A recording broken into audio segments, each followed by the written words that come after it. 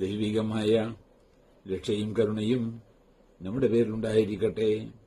വിശുദ്ധ ഖുർആൻ അധ്യായം 2 സൂറത്തുൽ ബഖറ വചനം 49. ബിസ്മില്ലാഹിർ റഹ്മാനിർ റഹീം.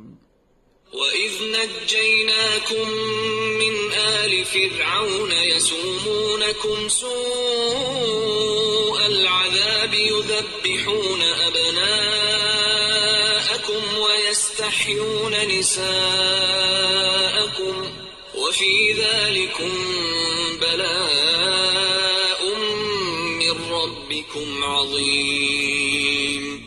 ഫിർഔന്റെ കൂട്ടർ നിങ്ങളെ കടുത്ത ശിക്ഷ അനുഭവിപ്പിച്ചുകൊണ്ടിരിക്കെ അവരിൽ നിന്ന് നിങ്ങളെ ഞാൻ രക്ഷപ്പെടുത്തിയ സന്ദർഭവും ഓർക്കുക.